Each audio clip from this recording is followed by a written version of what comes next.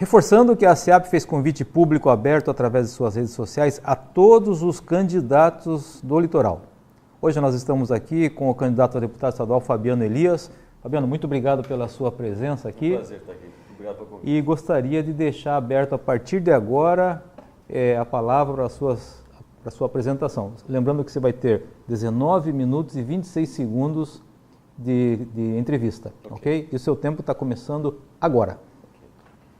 Bom, meu nome é Fabiano Vicente Elias, sou filho de José Vicente Elias, advogado e professor, da professora e também advogada Seleni Venete Elias, casado há 25 anos com a Cristiane, pai de Jéssica, Rícia, Alice e Mateus.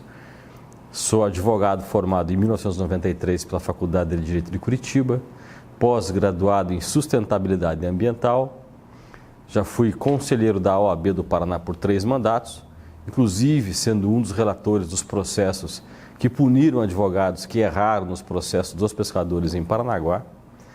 Durante essa oportunidade, em 2010, eu fui um dos apoiadores da tramitação da Lei da Ficha Limpa.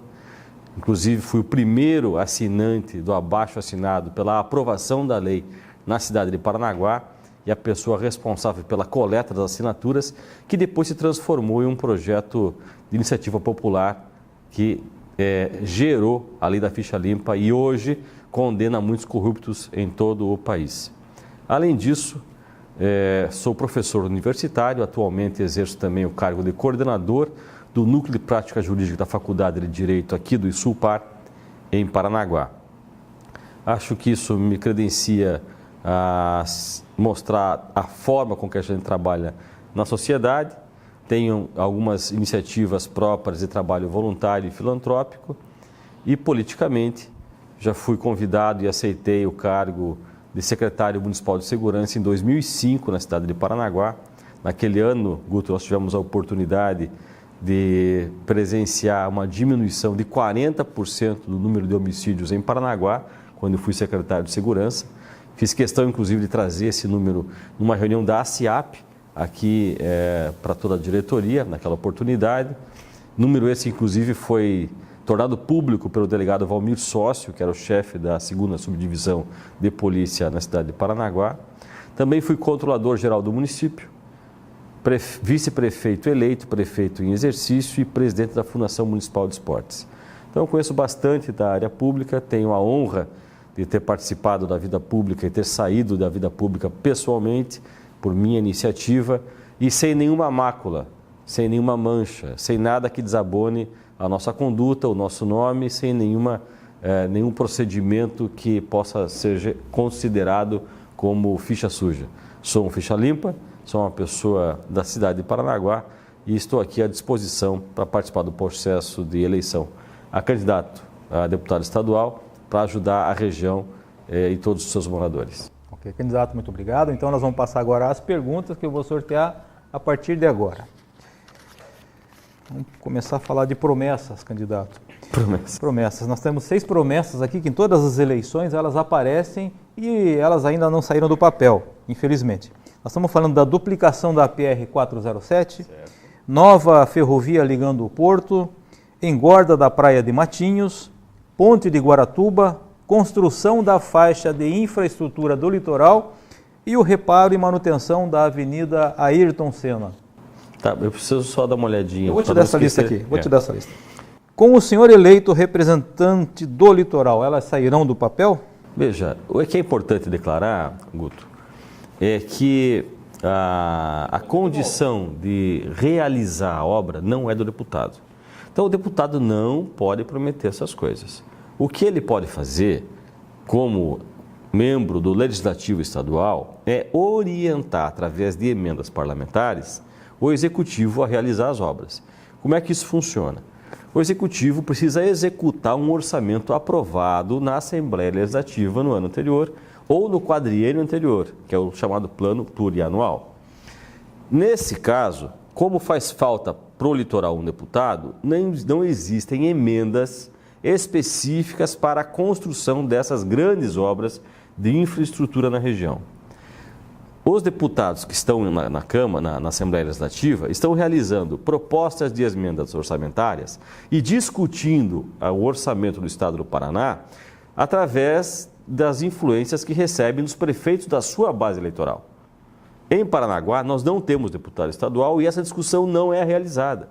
O que sobra para o litoral são pequenos repasses de recursos de gabinete ou de encaixes orçamentários que sobram e que não foram utilizados. São equipamentos para UPA, alguma pequena avaliação na área de segurança, um pouco de ambulância, um pouco de viatura, mas as grandes obras de infraestrutura não acontecem. O que é importante destacar é que o deputado eleito precisa participar da discussão do orçamento anual do governo e realizar as emendas para que essas obras possam sair do papel. Isso é importante. Então, eu acho muito fácil, por exemplo, resolver a questão da duplicação da PR-407. Hoje, a 407 é uma estrada que está vinculada à concessão da Ecovia. Ela está vinculada. As obras ali dependem de autorização do Departamento de Estradas e Rodagem, do DR, da Secretaria de Infraestrutura do Estado do Paraná e de aporte dos recursos da Ecovia. Nós já sabemos que a concessão da Ecovia não será renovada em 2021. E, portanto, é muito importante para nós que exista um representante do Estado lá na Assembleia para discutir a nova fórmula de concessão da rodovia, que vai incluir a 277, a 407, enfim, toda a estrutura viária do litoral. E aí você pode incluir a duplicação da PR-407. Essa nova ferrovia ligando o Porto de Paranaguá, ela, inclusive, é uma discussão nova, retomada. Há mais de 60 anos, nós temos uma segunda linha de trem já cortando a Serra do Mar. Há mais de 60 anos.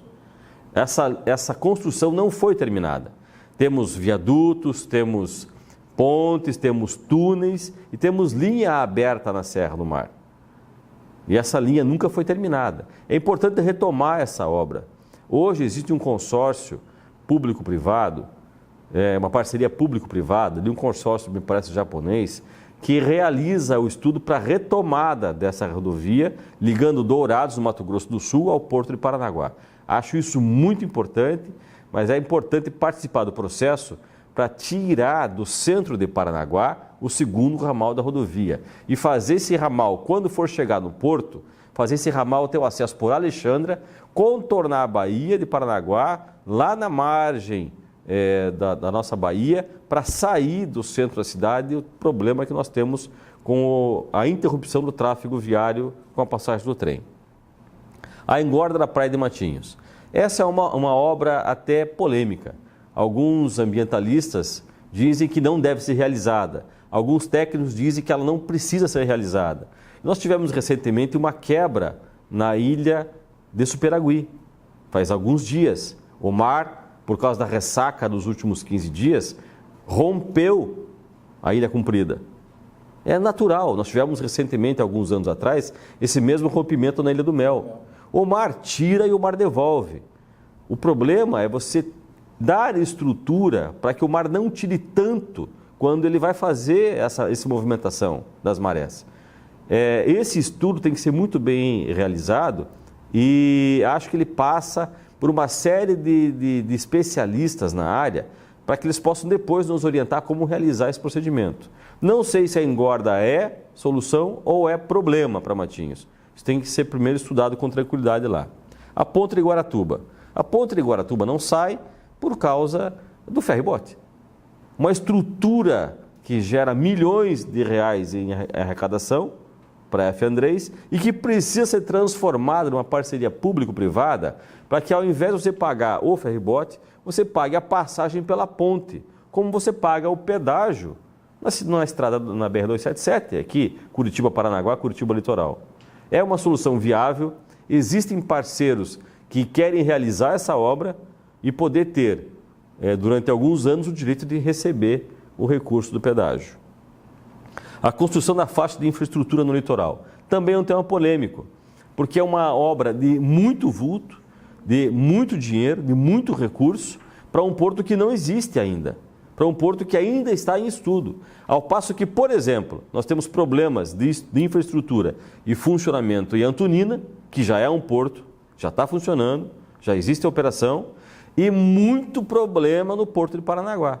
Eu acho que grande parte desse recurso pode ser utilizado na ampliação da estrutura viária de Paranaguá, num novo acesso viário para Paranaguá, ao invés de hoje iniciarmos uma implantação de recursos vultuosos num projeto que ainda não existe. Repare a manutenção da Avenida Ayrton Senna. Essa é uma obra federal. A Ayrton Senna é o nome dos 6 quilômetros que foram retirados da concessão da BR-277 quando ela foi delegada ao governo do estado do Paraná. E hoje o governo federal toma conta de 6 quilômetros. Nós precisamos municipalizar esse trecho ou estadualizar esse trecho e ter mais próximo de nós o controle sobre as obras que são necessárias da Ayrton Senna. Ok, obrigado, candidato. Vamos para a próxima pergunta sobre saúde. Sabendo que a principal expectativa da população para o próximo ano é melhorar os serviços de saúde. O que o senhor pretende fazer para melhorar a saúde na nossa região? O Paraná precisa criar regiões menores de atuação no atendimento completo da saúde. Como é que a gente vai fazer isso? Algumas regiões têm tratamento completo, do UPA até o atendimento mais especializado em cirurgias e tratamentos específicos de doenças raras. O litoral não tem essa região, o litoral não é essa região. O litoral hoje precisa se submeter à estrutura que existe em Curitiba. O que nós precisamos criar é essa estrutura no litoral, com uma nova construção de uma segunda unidade regional de saúde, de hospital regional de saúde, porque o nosso hospital regional não atende mais às demandas da localidade, ampliar os números de centros especializados de tratamento, como o centro oncológico, que nós não temos hoje no litoral, e acho que isso ajuda a dar mais conforto e tranquilidade para os cidadãos do litoral. Emendas parlamentares direcionadas no orçamento da saúde, para que isso possa ser realizado, é possível e precisa ser apresentado por um deputado da região. Obrigado, candidato. Vamos para a próxima pergunta. Fala sobre emprego e renda. Pontal do Paraná é um dos municípios do litoral que mais necessita de geração de emprego e renda. No entanto, entraves burocráticos, dificuldades na concessão de licenças ambientais para a construção da nova rodovia são problemas de longe solução. Caso seja eleito, como o senhor se posicionará sobre isso? É possível o desenvolvimento daquela região de maneira sustentável? Olha, nós já vimos Pontal com muito emprego, mas não é só Pontal que tem esse problema. Todo o litoral do Paraná tem um problema de geração de emprego, está com falta de renda. Isso não gera riqueza. Os municípios não arrecadam impostos e não conseguem transformar a necessidade da população em soluções com obras públicas. É absolutamente necessário que as regiões do litoral sejam excelência naquilo que são boas. Pontal do Paraná é excelência em ser balneário. Hoje, o investimento mais rápido e mais eficiente para que Pontal gere empregos, gere riqueza, não é o Porto de Pontal, é a excelência no tratamento com o veranista. Você vai ter muito mais riqueza de forma disseminada em todos os ramos econômicos de Pontal, de farmácia, supermercado, aluguel de residências de verão, enfim, áreas de lazer, do que você ter algumas centenas de trabalhadores em um porto que ainda não funciona. Pontal precisa ser excelência naquilo que é. Pontal é balneário. Pontal recebe milhares de turistas todo ano. Só precisa converter isso numa fração de tempo maior. Precisa trazer para Pontal, ela precisa realizar, o município de Pontal, eventos durante o inverno, durante a primavera, fora da temporada de verão, que atraiam turistas. Eventos, festas, encontros, como acontece em Paranaguá, por exemplo, com a Festa Nacional da Tainha, no mês de julho, que é inverno. Então, é importante destacar que o município seja excelência naquilo que ele é, para que ele possa gerar riqueza e renda com rapidez. Ok, candidato, muito obrigado. Vamos para a próxima pergunta, que fala sobre saúde e segurança. As drogas são consideradas pelas autoridades públicas como o principal fator de violência urbana. gerando degradação social e enormes problemas na sociedade, inclusive de saúde pública. Alguns acreditam que precisam de leis mais fortes, outros de maior assistencialismo por parte dos governos. Como enfrentar esse problema que é crescente no nosso litoral? Veja, o problema das drogas não é só aqui no litoral, acontece no Brasil inteiro. E ele é fruto da falta de controle de um governo federal e dos governos estaduais na entrada de armamentos e de produtos contrabandeados nas fronteiras do Brasil. Nós somos a ponta desse problema. Os municípios precisam resolver isso de uma maneira muito eficaz. Mas o dependente químico precisa de ajuda. O dependente químico é um doente. E não é só com as drogas, também com a bebida, também com o consumo de bebidas, também com o consumo de cigarro, né, que é vendido naturalmente em todos os bares e restaurantes. Nós precisamos entender que o dependente químico precisa de assistência e ajuda. A rede de assistência precisa ser acolhedora, precisa dar conforto, precisa dar segurança para esse dependente químico de que ele será bem tratado e que ele terá uma chance de sucesso no enfrentamento da sua doença, no enfrentamento do seu vício. A partir daí, com menos dependentes químicos, você terá menos consumo de drogas. É automático. Com menos consumo de droga, você tem menos gente vendendo e vai ter menos trabalho com o bandido. Diminuindo o bandido, você pode direcionar recursos da segurança pública para atuar numa fase muito mais ostensiva, porque são menos ocorrências. E hoje, inclusive, temos um problema sério. A lei não considera mais o uso de droga como crime. É um delito criminal, é apenas um delito, e o delito não dá prisão. Dá um problema danado para a estrutura de segurança pública aí e fazer o flagrante do consumidor. Porque ele demora muito tempo e tira o policial das ruas que podia estar realizando um outro procedimento de segurança. Então, trabalhar na área de assistência social é importante para que você possa ter mais efetividade na segurança pública. Ok, candidato, nós estamos com um pouco mais de 3 minutos para essas outras perguntas. Nós vamos para a próxima pergunta, que se chama segurança. Novamente, segurança. Segurança pública ou o aumento da violência é a quarta preocupação do brasileiro. Como o senhor poderá ajudar nessa questão? Ninguém nasce bandido, ninguém nasce ladrão. Existem algumas pessoas que têm tendência para o crime. Hoje, a segurança pública e as pessoas estão indo para a informalidade ou para o contrabando ou aderindo ao sistema do tráfico de drogas porque não tem renda. Algumas são naturalmente maléficas, mas a maioria das pessoas precisa ter oportunidade. Um Estado que gere riqueza, que abra vagas de emprego e garanta assistência social para dar conforto à família, que está em caso de vulnerabilidade, é um Estado que aumenta a condição de segurança pública. Ok, candidato, muito obrigado. Vamos agora para saúde. O Hospital Regional do Litoral deveria ser uma referência no atendimento hospitalar. No entanto, ele está longe disso. O que o senhor poderá fazer para melhorar o Hospital Regional? Falamos sobre isso agora há pouco, que é a possibilidade de criar a nossa região completa de assistência médica, do atendimento da UPA até os tratamentos mais específicos. Quando isso acontecer, teremos mais recursos.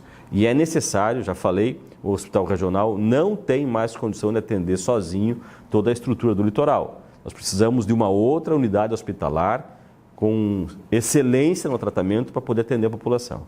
Ok, obrigado, candidato. Nós estamos com um pouco mais de 1 minuto e meio para terminar nossa entrevista e eu quero deixar ao senhor uma última pergunta e as suas considerações final.